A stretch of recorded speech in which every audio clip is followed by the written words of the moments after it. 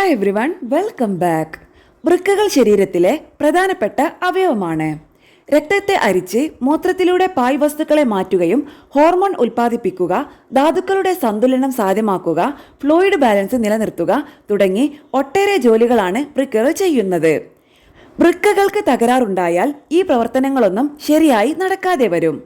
Fluid ശരീരത്തിൽ കെട്ടിക്കിടക്കുകയും മലിനവസ്തുക്കൾ രക്തത്തിൽ കലരുകയും ചെയ്യും.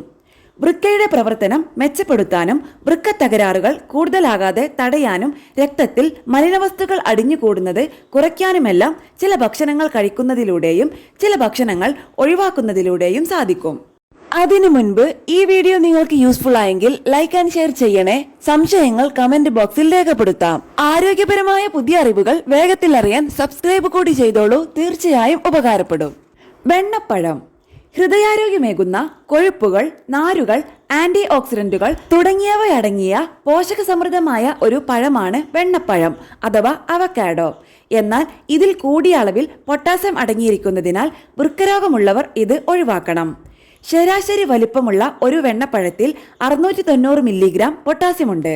ഹോൾ വീറ്റ് ബ്രെഡ് ആരോഗ്യമുള്ളവരെ സംബന്ധിച്ച് മുഴുധാന്യ ബ്രെഡ് പോഷക സമൃദ്ധവും ആരോഗ്യകരവുമാണ്. എന്നാൽ ഇതിൽ ഫൈബർ കൂടിയ അളവിലുണ്ട്.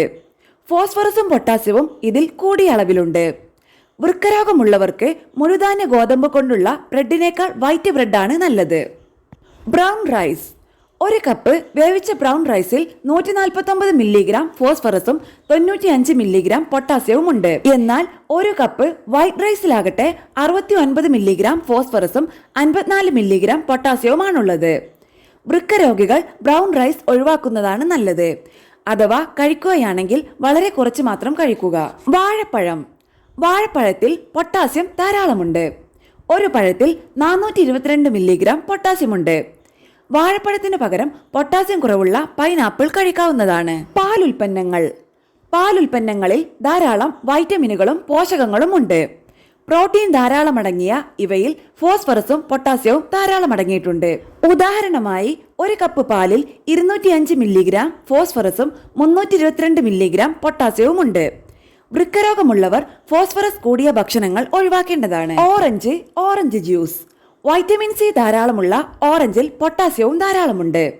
ഒരു വലിയ ഓറഞ്ചിൽ 333 മില്ലിഗ്രാം പൊട്ടാസ്യം ഉണ്ട്. ഒരു കപ്പ് ഓറഞ്ച് ജ്യൂസിലാകട്ടെ 458 മില്ലിഗ്രാം പൊട്ടാസ്യമുണ്ട്. ഓറഞ്ചിനു പകരം മുന്തിരി, ആപ്പിൾ മുതലായ പഴങ്ങൾ കഴിക്കാം. ഇരുണ്ട നിറമുള്ള സോഡയിൽ കലോറിയും ഷുഗറും എല്ലാം കൂടുതലാണ്.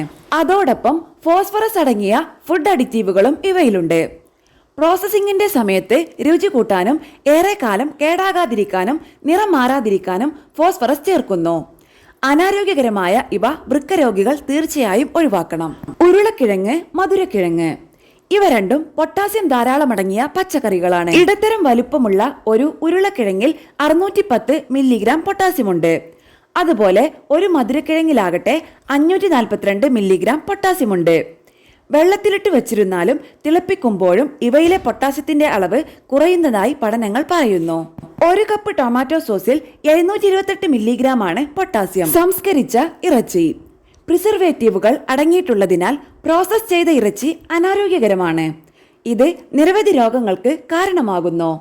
Hot dog, bacon, pepperoni, jerky, sausage ഇവയെല്ലാം ഭക്ഷണത്തിൽ നിന്ന് ഒഴിവാക്കണം. ഇവയിൽ ഉപ്പും കൂടിയ അളവിൽ അടങ്ങിയിട്ടുണ്ട്. പ്രോട്ടീനും ഇവയിൽ കൂടുതലാണ്. കൂടാതെ ആപ്രിക്കോട്ട്, അച്ചാറുകൾ, പാക്കേജ്ഡ് മീൽ, ഇൻസ്റ്റന്റ് മീലുകൾ, പൈനാച്ച്, ഈന്തപ്പഴം, ഉണക്കമുന്തിരി, പ്രൂൺസ്, റെഡി ടു ഈറ്റ് സ്നാക്കുകൾ, ചിപ്സ് ഇവയൊക്കെയും വൃക്കരോഗികൾക്ക് അനാരോഗ്യകരമാണ്. ഭക്ഷണത്തിൽ നിന്ന് ഇവ പൂർണ്ണമായും ഒഴിവാക്കുന്നതാകും നല്ലത്.